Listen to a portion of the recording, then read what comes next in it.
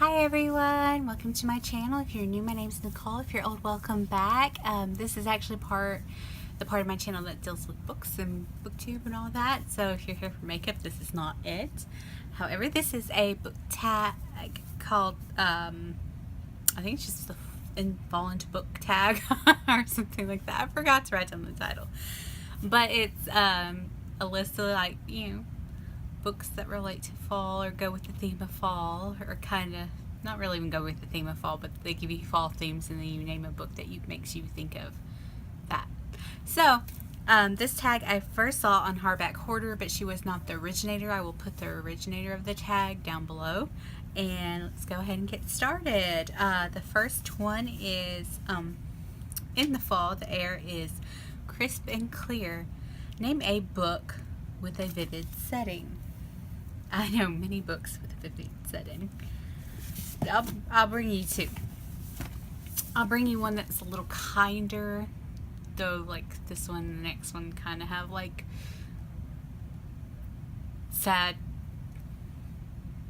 theme going through it. Anyway, I always thought The Subtle Knife World, The Golden Compass by Philip Pullman, was like really vivid and just more with the characters themselves and things, and then like the portals and some of that was really vivid. Maybe not the most vivid, but I think the people and their familiars, I forgot what they call them, it's been a while since I read the book. I always thought that was very vivid. So if you want an easier read, a lighter read, it's not uber light, but it is on the lighter side. But I always thought this was really vivid, and I was able to picture it perfectly clear. And this book is loads better than The Golden Compass. The Golden Compass was just really drawn out for me, but this one's really good. So I recommend this one, or if you're wanting to go on the more mature side, Straight Razor Cure by Daniel Polanski. If you haven't read this, it's dark. It's not happy at all. It's not happy. So don't get your hopes up that it's going to be a happy book.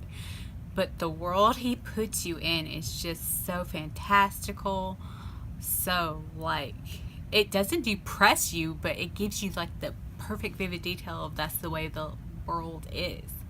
So I actually really love this book a lot. So I think for a more adult theme and more complex theme, that one has its moments, but written as an adult, for adults, this would be your best bet for vivid setting. Or that. I still love this book though. I'll read it every now and then. Alright, one down. And the second one is Nature is Beautiful, but Also Dying. Name a book that is beautifully written, but also deals with a heavy topic like loss or grief. Yeah, I thought about a few choices for this one, like Little Women. Gorgeously written, Beth dies. And another one that most people probably haven't heard of, The High Lord. That one deals with it at the end, but one that goes above and beyond with grief, with child rape, with murder, The Lovely Bones. And a lot of people have a problem with this. I had a problem with some of when she was dead, and some of the things she did as a dead person, as a ghost, basically. I was like, do we need to go that far? Do we actually think we would go that far? Like, it's just one of those, like, let's take a step back. Do we need to do that?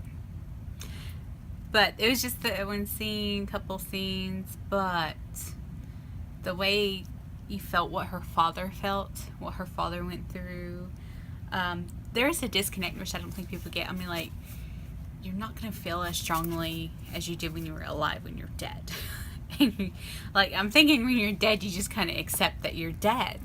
But yeah, very vivid storytelling, very sad story, very, like, complex story. And it does have maybe a couple slight tropes, but not bad. I don't read for tropes. I don't expect there not to be tropes in ways. I don't really go looking for tropes. I just, like, I just want to be entertained by a book in whatever way. So yeah, I would say that this one is the heaviest, one of the heavier books besides The Kite Runner, but I don't like The Kite Runner at all. So there you go. Alright, 3. Fall is back to school season. Share a nonfiction book that taught you something new. The only nonfiction books, and I think I have one, but I don't know. I don't know where it's at. The only nonfiction books I remember reading were like Anne Frank's diary, Zalta's diary, and that one about the 13-year-old boy who got cancer or got AIDS through a blood transfusion back in the 80s, Ryan something. Those are the only books I remember reading that were nonfiction.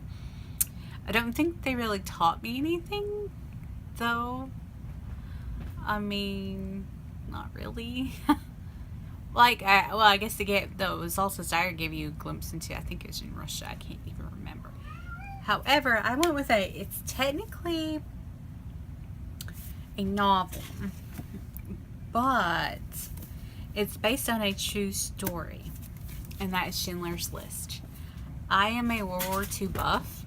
I used to be more. I'm sorry, my cat's gone crazy. Used to be more, and it took me forever to read this. I remember seeing the movie a long time ago, and then I read this book, and I loved it. And this really opens your eyes, because you don't hear about the story about regular German people or business German people, and what about the ones that were opposed to it? You don't hear. This is probably one of the first times I heard of actual Germans doing something about Hitler and him wanting to kill all the Jews. And he saved a whole lot of kids and got them out. I mean, so yeah, this one is the one that like teaches you more in a good way. Like, you don't feel like you're in boring history class, though history was never really boring, except for a class called the High Middle Ages. We won't go there, but yeah. So this one is like that one. Okay. In order to keep warm, it's good to spend some time with the people we love. Name a fictional family, household, or friend group you would like to be a part of. Fellowship of the Ring. Who wouldn't want to? They go cross country. Granted, they almost die a few times, but hey, that's an adventure. You get to do something. Back when you used swords and bows and arrows to fight wars, and you fought monsters, like actual monsters, and created monsters, and you formed bonds of friendship that just last. And then you go through betrayal, you go through like just the worst and then the best, and highs and lows, and all trying to do the right thing. That would be so awesome to be part of the Fellowship of the Ring. Just to be an elf, that'd be awesome. So yeah, friendship goals, or part of like Arwen's family. Okay, alright. The colorful leaves are piling up on the ground now. Show us a pile of fall-colored spines. I'm like, seriously, this is what we're going with. Okay. I just like pulled out from the stack that's still behind me, basically. Here you go. Except for a couple that I just randomly. There you go. There's some fall. Just a few fall. I have more, but yeah, in the interest of not going through my bookshelves again. Alright. Fall is the perfect time for some storytelling by the fireside. Share a book where somebody is telling a story. The only one I can remember, besides The Lovely Bones, she is telling her own story in that one. The only other one I remember is The Hobbit, of course, Bilbo Baggins. He starts off with, hold on, what's he start? I'm pretty sure that he just starts out telling Dagon's story. Hold on.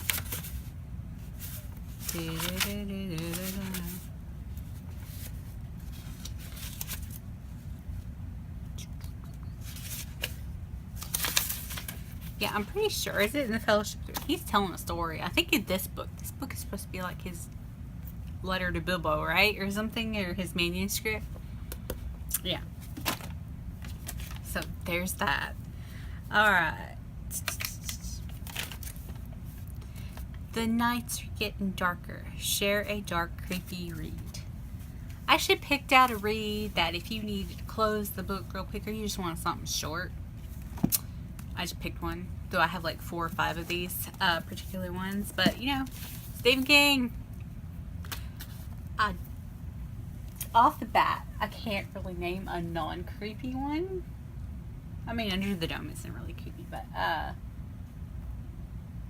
yeah, I guess they're not creepy. Some are more creepy than others. This one goes both ways to Stephen King. Non-creepy to really creepy.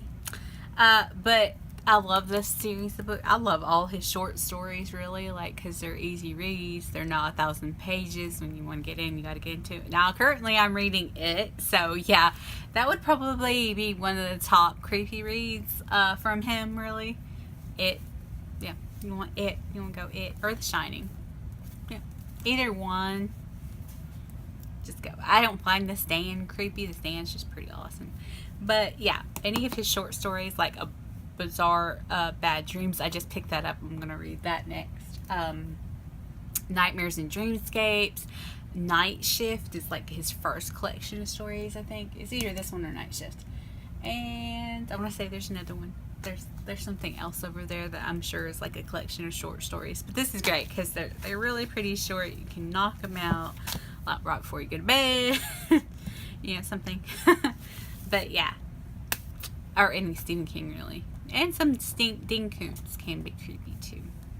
Trying to think of a creepy Ding Koontz. Maybe Phantoms. I seem to remember Phantoms being creepy. I really don't know, but there's some Ding Koontz. But yeah, like it's just about all of his are creepy. If you want to go that route, it just depends on whether you want creepy people or creepy clowns, really, or creepy monsters, or you know, dogs and cars and everything else, you know. Just pick you up with Stephen King.